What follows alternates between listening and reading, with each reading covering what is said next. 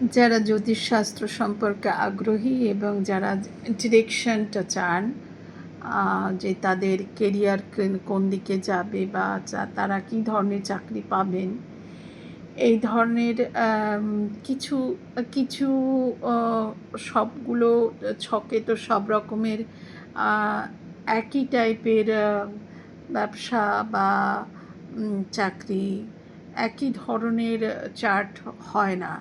বিভিন্ন রকম ঘর, বিভিন্ন রকমের ডিগ্রি, বিভিন্ন রকমের ভাবে প্ল্যানেটগুলোর অবস্থিতি অনুসারে আপনি কোন ধরনের চাকরি, কোন ধরনের ব্যবসা করবেন সেটাকে নির্ধারণ করে বলা যায়। তো আজকে আমি শুধুমাত্র একটু আলোচনা করব, অল্প, বেশি কথায় নয়। জ্যোতিষের মতে চাকরি পেতে হলে প্রথমেই আপনাকে জানতে হবে আপনার জন্মছকটি চাকরির ছক না ব্যবসার ছক। এইবার এখানে প্রশ্ন এসে যায় যে চাকরির ছক বা জন্মের ছকটা আপনি কি করে জানবেন? সেটা আপনার যার কাছে আপনি যাবেন আপনার জন্ম ছকটি নিয়ে, তিনি আপনাকে পরিষ্কার করে বলে দিতে পারবেন। তো বিশেষ করে সরকারি জবের ক্ষেত্রে আমি বিশেষ করে রবির প্রভাব বেশি দেখতে পাই, এবং মঙ্গল আর শুক্র বা বুধ, এই তিনটে প্ল্যানেটকে আমি দেখেছি ব্যবসার ক্ষেত্রে বেশি এনকারেজ করতে। যাই হোক, এগুলোর এক একটা পজিশন এবং এক একটা ডিগ্রি বা যে কোনোভাবে হোক আপনার জন্মছকে এক একটা পজিশন অনুসারে আমরা সেটাকে বলতে পারি। তো চাকরি অথবা ব্যবসা দুটোই হয়তো আপনার জন্মছকে আছে, এমনও হতে পারে, সেটা চার্ট দেখলেই বোঝা যাবে। আর যে কোনো জ্যোতিষের কাছে গিয়ে এটা আপনাকে পরিষ্কার করে দেখতে হবে। তবে হ্যাঁ, অভিজ্ঞ যারা সত্যিকারের এই ব্যাপার নিয়ে, অনেকগুলো সাইড রয়েছে। একটা চার্ট যখন আপনি রিড করেন, আমার মতে একটা জন্মছকের একটি ঘর, 12টি ঘরের এক একটা, যেটাকে আমরা ভাব বলি, প্রথম ভাব, দ্বিতীয় ভাব, তৃতীয় ভাব, এরকম 12টা ভাবের যে এক একটা অর্থ রয়েছে, সেই প্রত্যেকটি ঘরের এক একটা স্পেশালিটি রয়েছে, এবং আমার মনে হয় এক একটা ঘর নিয়ে স্পেশালাইজেশন করা একজন জ্যোতিষ শাস্ত্রের কাজ।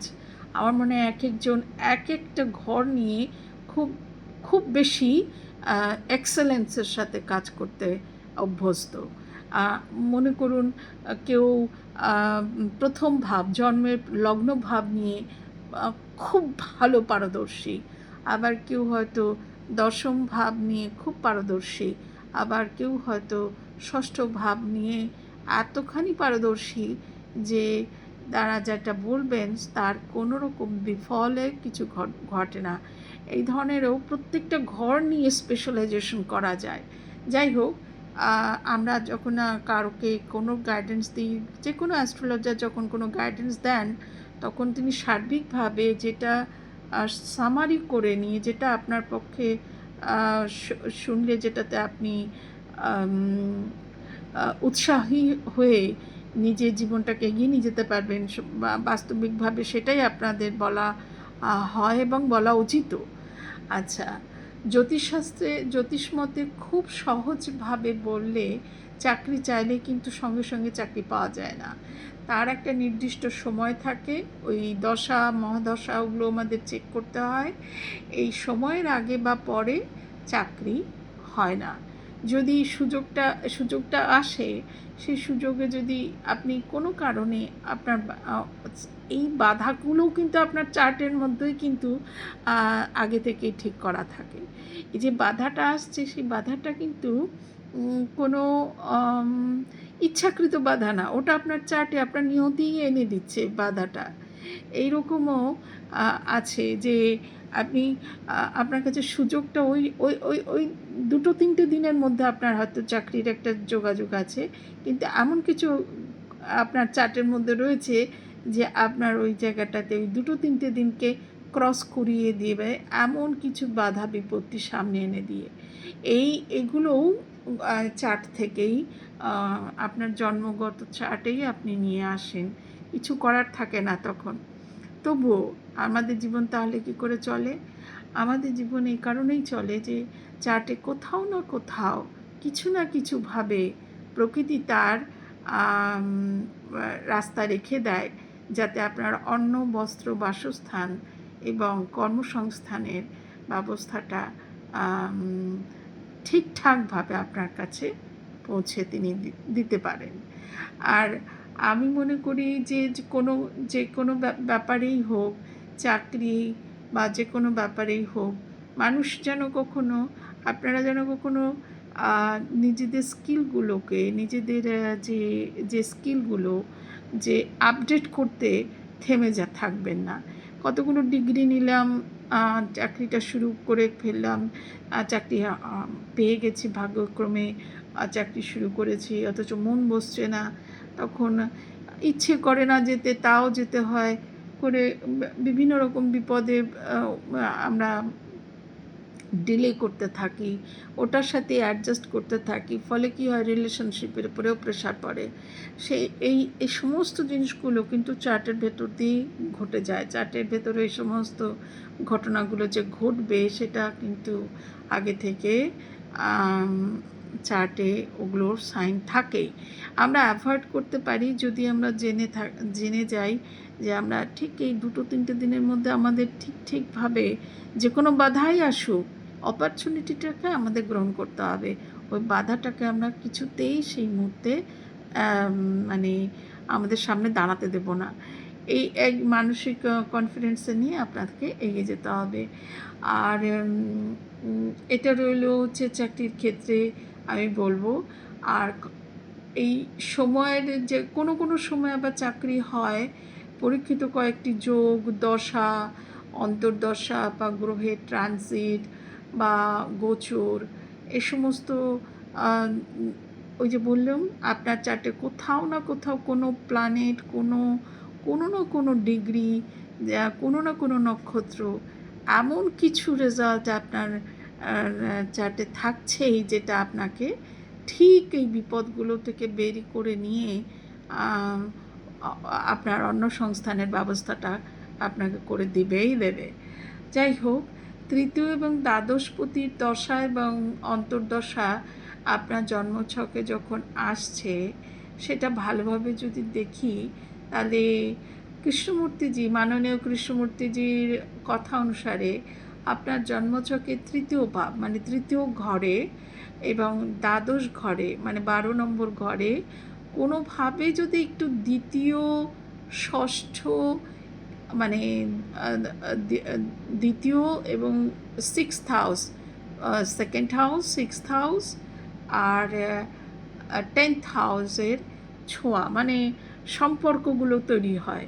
এই 12 আর 3rd আর 12th হাউসের সাথে যদি সেই রাশি, প্ল্যানেট, এদের যদি একটা বন্ধুত্বপূর্ণ সম্পর্ক তৈরি হয়, তাহলেও কিন্তু একটা যোগাযোগের সৃষ্টি হতে পারে। এবং এই সময় আপনার খুব ছোট হলেও আপনার কাছে অপরচুনিটি আসবে, কিন্তু এই অপরচুনিটিগুলোকে ছোট বলে আপনি হয়তো নেগলেক্ট করলেন, আপনি ছেড়ে দিলেন। এই ভুলগুলো করতে গিয়ে আমরা ভাবি যে মানে অপরচুনিটিটা আমরা এক্সপেকটেশনের মতো অত বড় পেলাম না, করে ওই সুযোগটা ছেড়ে দিলাম বলে ওই সময়টা পার হয়ে গেল। ফলে কী হয়, স্ট্রাগলটা আমাদের ফেস করতে হয়। ওই ছোটোটুকু হলেও ওই সময়টুকুটাই আপনাকে নিতে বলা হচ্ছে আপনার চার্টে। পরবর্তীতে আবার ওইখান থেকেই আবার নতুনভাবে আপনাকে এগিয়ে নিয়ে যাবে চার্টে। এই ধরনের অ্যাস্ট্রোলজির জন্মছক খুব ইন্টারেস্টিং, ভীষণ ইন্টারেস্টিং। এবং যখন আপনি এই জিনিসগুলো, ছোট অপরচুনিটিগুলোকে, যেটা হয়তো খুব অল্প টাকা বা অল্প ক্রাইটেরিয়া বা খুব একটা হাইফাই নয়, কিন্তু আপনি ছেড়ে দিলেন, কিন্তু ওই সুযোগটাই আপনার নিয়তিতে আপনার টেস্টিং ছিল। আপনি সেই টেস্টিংটা যদি ফেল করে গেলেন, পরবর্তীতে আপনাকে এই এটা করতে হবে, স্ট্রাগলটা করতে হবে। তাই যে কোনো দিন আপনি চাকরি যে কোনো দিনও চাকরি করেনি বা যাকে আমরা অলস বলি, অথচ তার চলে যাচ্ছে, তার জীবনটা ঠিকমতো খাওয়া পড়া থাকার তার অসুবিধে হচ্ছে না, তারাও যদি এই সময় চাকরির চেষ্টা করে, ঠিক তারাও কিন্তু ঠিক এই সময়গুলোতেই এই 10 সেকেন্ড আর 10th হাউসের সাথে 6th 12th what I said যে 6th 10th আর সেকেন্ড হাউসের যদি বন্ধুত্বপূর্ণ সম্পর্ক বা দৃষ্টি বিনিময় বা ভালো একটা যোগের সৃষ্টি হয়, তাহলে কিন্তু তারাও এই সময় অর্থ লাভগুলো করে, বুঝেছেন তো? তাই এই রইল এই আজকের আলোচনা। আরও এই মানে চাকরি নিয়ে আমরা যখন চিন্তা করি তখন আমাদের প্র্যাকটিক্যালি সাইকোলজিক্যালি আমাদের আরও একটা বিষয়, আমাদের শুধুমাত্র যে অ্যাস্ট্রোলজির উপর ডিপেন্ড করলে তো আমাদের চলে না, আমাদের কিছু জিনিস খুব সতর্কভাবে মেনে নিতে হয়। যে প্রথমত আমাদের আর্থিক অবস্থাতে মানে নিজের পায়ে দাঁড়ানোটা আমাদের কাছে প্রাথমিক প্রায়োরিটি, ওটাই আমাদের প্রায়োরিটি। সেই জন্য পড়াশুনোর সময়টা পড়াশুনো, খেলার সময়টা খেলাধুলো এবং ঘুমোনোর সময়টা ঘুমোনো। বন্ধু বান্ধব সমস্ত কিছু তখনই থাকবে যখন আপনার কাছে আপনি একটা কিছু হতে পেরেছেন। আর আপনি যদি কিছুই হতে না পারেন, আপনার বন্ধু থাকবে না, আপনার কাছে অর্থ থাকবে না, আপনি বিপদে পড়লেও কারো সাহায্য পাবেন না। যখন আপনার কাছে সব কিছু আছে, আপনি যখন নিজের পায়ে দাঁড়িয়ে আছেন ইন্ডিভিজুয়ালি আর্থিকভাবে সম্পূর্ণ, তখনই কিন্তু আপনার চারপাশ থেকে পরিবেশটা সহজ এবং নর্মাল হয়ে আপনাকে লোকে সম্মানও করবে এবং আপনার কাছে সেই প্রসপারিটিটাও থাকবে, সৌভাগ্যটাও থাকবে। তাই জন্য যে সময়টা পড়াশুনোর সুযোগ, সেই সময়টা পড়াশুনোটাতে ব্যবহার করতে হবে এবং নিজের যে সাবজেক্টগুলো পছন্দ সেই সাবজেক্টগুলোকে যথেষ্ট পরিমাণে আপডেট করতে হবে, স্কিল বাড়ানোটা কন্টিনিউয়াস রাখতে হবে। সেটা আপনার 60 বছর বয়স হোক, 70 বছর বয়স হোক, প্রতিদিন নতুন নতুন কিছু শেখা, প্রতিদিন নতুন কিছু কাউকে শেখানো, এই দুটো জিনিস কখনো ভুলবেন না। এই দুটো জিনিস যদি জীবনে কন্টিনিউ করতে পারেন, তাহলে ওই শিখেছেন যেগুলো, সেই শেখানোর থেকেও আপনার উপার্জন আপনাকে জীবনে এগিয়ে নিয়ে যেতে পারে। আজকে এই পর্যন্ত থাক। আমি আগামী আজকে তো আর এটা রেগুলার প্রেডিকশন দেব না, কালকে আমি কালকের দিনের প্রেডিকশনটা দেব। আজকে এই পর্যন্ত। সকলে ভালো থাকুন, ভালো থাকবেন, আর সবসময় পজিটিভ ভাববেন, কেননা যখনই আপনি পজিটিভ ভাবছেন তখন সেই পজিটিভ ভাইব্রেশনটা একটা ওয়েভ, একটা ভাইব্রেশন তৈরি হচ্ছে। সেই ভাইব্রেশনটা কিন্তু ইকুয়াল আরও একটা ভাইব্রেশনকে ভাইব্রেট করে, যে আর একজন মানুষ যা পজিটিভ যারা ভাবছেন তাদের ভাইব্রেশন করে। ফলে কি হয়, কালেকটিভ পজিটিভ ভাবনা অনেক নেগেটিভ অ্যাকশন যেটা পৃথিবীতে ঘটছে সেগুলোকে মিনিমাইজ করে দিয়ে পৃথিবীকে সুস্থভাবে এগিয়ে নিয়ে যেতে সাহায্য করে। তাই যত নেগেটিভ থেকে দূরে থেকে মানসিকভাবে পজিটিভ এবং কার্মিকভাবে পজিটিভ নিজেকে রাখতে পারবেন, ভাবনাগুলোকে পজিটিভ রাখবেন। আপনি সবসময় মনে রাখবেন আপনি শুধু নিজের জন্য উপকার করছেন না, আপনি সেই ভাইব্রেশনটার সাথে সাথে সেই ভাইব্রেশনটা আপনি আরেকজন পজিটিভ মানুষের কাছে পৌঁছে দিচ্ছেন, যে ঠিক সেই সময়ে সেই রকম ভাবনাটাকে ভাবছে। ফলে কি হচ্ছে, একটা চেইনের মতো ওই পজিটিভ ভাইব্রেশনটা আমাদের নেগেটিভ ভাইব্রেশনের যে পাওয়ারটা সেটাকে কাটতে বা নষ্ট করতে সাহায্য করে। আজ রাখছি তাহলে, ভালো থাকুন সবাই।